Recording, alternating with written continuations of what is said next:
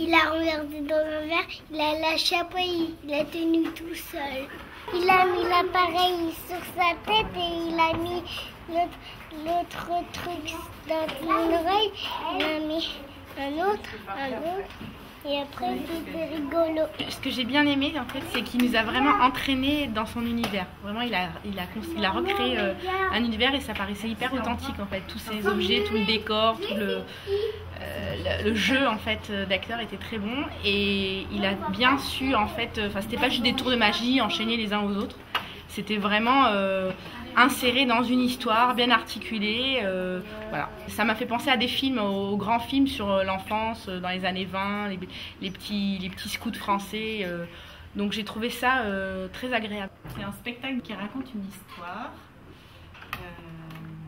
qui nous fait rêver, drôle et qui nous évoque des souvenirs. Voilà.